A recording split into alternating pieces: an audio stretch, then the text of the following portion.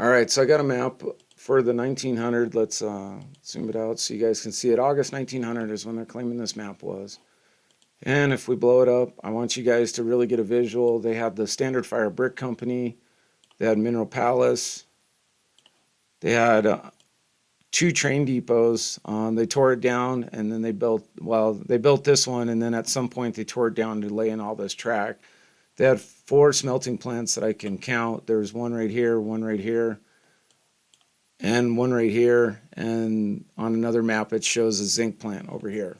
And so the fifth one I found on an older map of 1883 through the Sanborn maps. And so if we get a look at what Pueblo looked like in 1900, what it looks like today, you can see that it hasn't grown much at all. And if we go and zoom down on this to really give you guys an idea, Lake Minnequaw right here was actually man-made, and it was used for CF&I. And I'm going to go through the photographs to show you these massive plants and everything that was built. And so after the flood, they actually changed the river, and it actually flowed through in front of the Union Depot, where it actually used to just flow on this side. And so changing that actually helped them, supposedly, in the flood, because they built these 20-foot levees. It was 3 miles long. And so that was built after the flood of 1921. And so you have to think about all of that they built before 1921. And so let's go ahead and go into a picture of 1921, supposedly. So this photograph right here, if we go up top, it says this is in 1920. And I could tell you that this photograph is a little bit older than 1920 because of the Opera House right here. It was burned down in 1922 in an hour. It was a brick building, beautiful brick building. I should have put that in this video, but I didn't. And so if we take a look back, this is the south side of Pueblo. This was actually during the flood. And you can see CF&I right here. There's a smelting plant in front. There's a smelting plant in the back. There's a smelting plant here. And I believe this is another smelting plant. It's not on the map. And this could be the zinc plant. And so what you have to think about is everything that they built, all of these massive, beautiful stone buildings.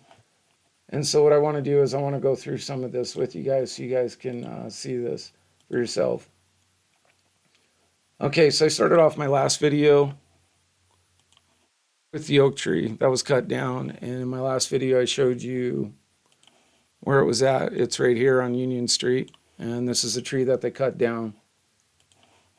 And so if we zoom in, you can see the cottonwood tree, and you can see Santa Fe in second. And I want to show you guys in the flood where that's at. Okay, if we zoom back out, and we come back into this one. So let's draw this out so you guys can see it. This right here is 4th Street, 3rd Street, 2nd Street. And then Santa Fe runs right here. So they would take that picture on top of this hill, which they called Tenderfoot Hill, and it was facing back. And the reason why I bring out the flood pictures, because they're a marker in time and actually made me look at all of what they built. You have to think about the mass infrastructure that they built. All the roads, all the utilities, all of that was done in record time by basically 1900, 30 years from going from a one-horse town to building all of this. And not only why this city was being built, quite a few other cities across the states were being built. In 1883, they built the Chicago World Fair. And after this fire of 1871, they were still building there to replace what had been lost. And so I want to go through this Mineral Palace. This building was 3 stories high, and it was a football field. And it's this building right here. And if we look back in here, this is where the park is.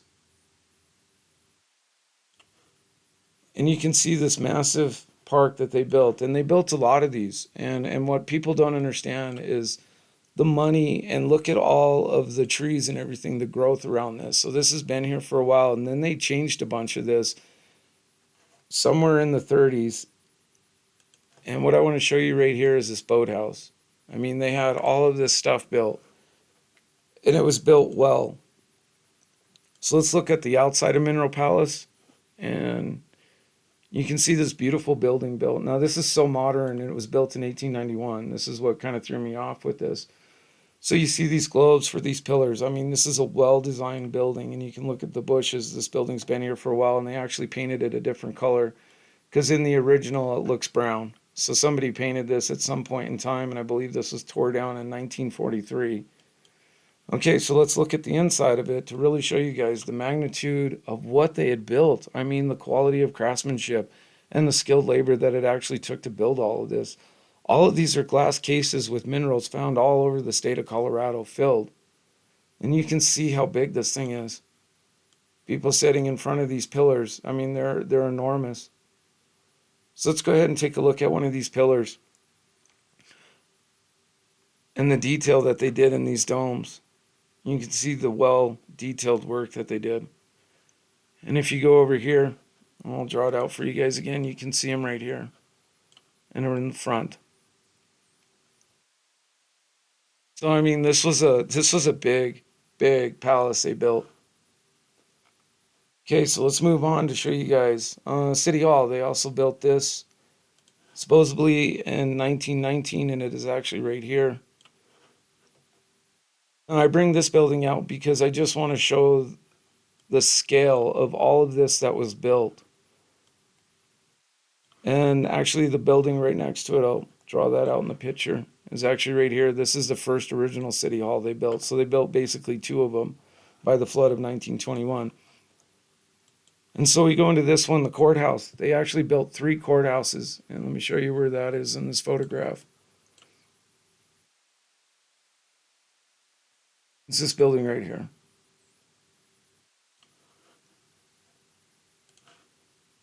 So we zoom back out and we go look at the building. Beautiful, huge, massive Roman style building. It started construction in 1908. And if we look to this one, this is the second courthouse that they originally built before the 1908 one. And what I want to point out is in these buildings, they are well built, detailed buildings. I can't physically tell if this is made out of, or can't physically because it's torn down, but I can't tell in this picture if this is actually a brick building, but you can see the well crafted, decorated building. And yet we're supposed to believe that was built by cowboys. Oops, went too far.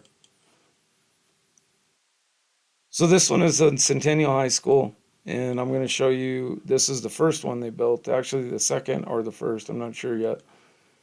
So that's Centennial High School, and I'm going to show you that building here in a second. I just wanted to show you the first one they built. Well-crafted brick building. I mean, think about the time and labor and the money that it cost to build this building. And then within basically 10 or 15 years, and see, this is the first one I found. And so, like I said, this story just doesn't add up when you look at all the physical evidence. Oh, I didn't get it. All right, let me actually pull that up for you guys.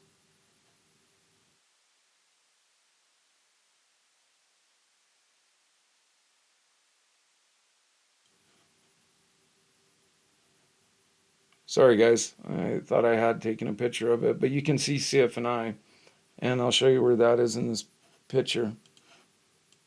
CF&I is right here, and this is the plant. It was the largest east of Mississippi. I mean, just absolutely massive. And at the end of this, I'll go through some reading on all of this to show you guys where I found all the information to figure this out. And so when you really really look at this and think about what they had built, these massive stone buildings. And this is the third centennial that they built. And I showed you guys where it's at in the drawing or in the photograph. No, right here. Now I can't get a date when this one was built, but these guys were building grand, magnificent buildings that would still be standing today if they weren't torn down through the Great Purge or burned to the ground in an hour. So let's relook at CF&I. It was the largest steel mill east of the Mississippi. Now this is no small operation. These are trees right here. Let's draw them out so everyone can see them. Trees right here. So you can see how much they had actually finished. Basically, they said they built this plant basically in 2 years. And I'll show you photographs of that when I go into CF&I detail it and show you guys they didn't have any cranes and there was no mass construction. It was showing that they were actually using the plant as they were building it. And here's one of the smelting plants. And let me get a drawing on that. So here's one of the smelting plants, and here's one of the other smelting plants.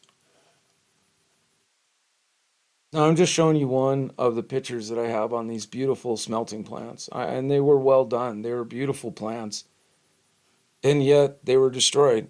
I mean, you build a plant this size and basically within 10 or 15 years you destroy it, which is really just I mean, you can't even understand the millions and billions of dollars that it went into building this at the time. And that's what's comparable today. I mean, millions would cost billions today on some of this stuff. Here's another picture of a smelting plant. And I pointed this out in my last video. These guys standing right here to show you guys the magnitude of how big this plant was. And I'm going to show you where that plant was because it was this one right here.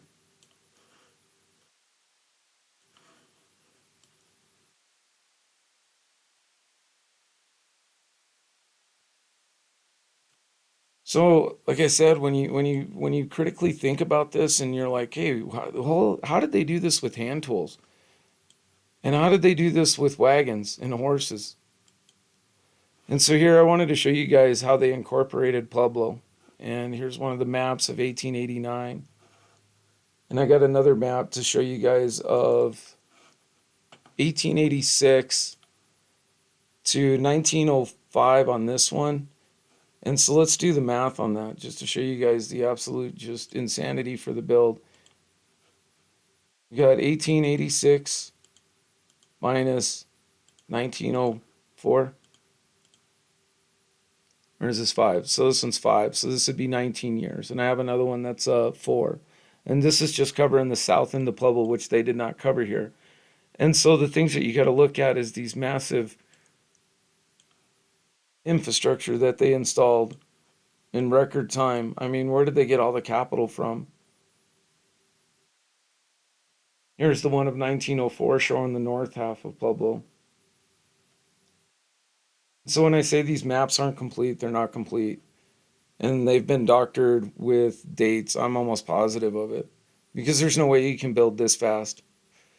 And so here, I want you guys to understand there were so many people moving in from all over the world, and yet they were able to build all this because, like, together. I mean, when I've worked on job sites, to actually have cooperation and communication with other trades and especially other languages, it's absolutely horror. It's horrifying. It just really is, especially because construction there is a time crunch. And I heard that construction went backwards instead of forwards in the last whatever 100 years. And I'm like, there's no way, especially with all the modern tools that we have.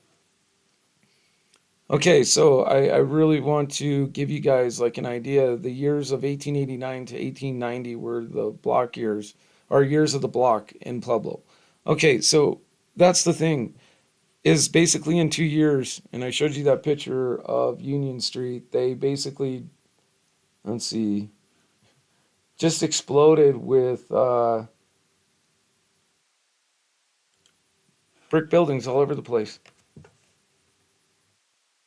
And they built two plants. They built two brick plants.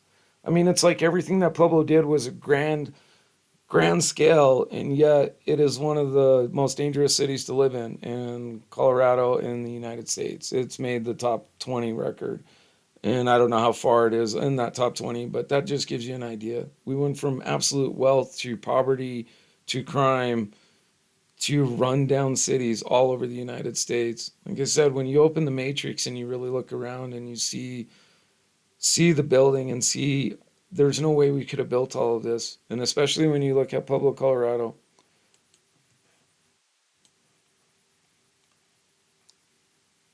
there's nothing around it.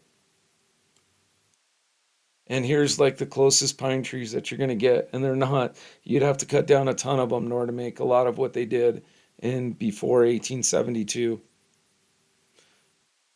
And so when you come down here, I pinned out all of the stuff that they had built by the 1900 map.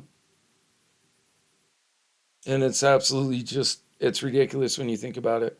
Because you had all these migrant workers, and yet the city was laid out perfectly for smelting in CF&I for steelworks. And that's the thing, guys. When I was looking at this too, you have to do your research. And coke ovens were actually needed to make special coal. And you have to go all the way down here to Walsenburg to get to the coke ovens. And then the second place was over here at Redstone, where they had the coke ovens. So you have to think about all the network that they had put in for the train station for the single or narrow track railroad. And supposedly that's what CF&I was built for was that industry. But think about all the mining operations, how long it took them to build all the track, dig all the mines, transport all the things, all before they had train. It had to be done by wagon. So if you like these, share these. I like I said, I could go on for hours to show you guys. There's the Cokedale mines, or the Cokedale ovens. We'll zoom in. And when you look at the size and scale of these, you realize that these were actually made for CF&I. Double-sided ovens to produce a special Coke for CF&I. And that's the thing. You don't know what they've all destroyed. All we can do is look at remnants of our past to figure out our history. So if you like these, share these, comment. I'm willing to debate this with anyone. And I'd like to meet like-minded people to, because I've watched videos on others that have produced out other information on the Titarian world or the mud flood. We went through some kind of flood, I'll tell you that by Bible. Not a lot of people want to believe it, but I'll tell you what, if you don't think we're living in the last days of something, you haven't been paying attention. You're not connecting the dots.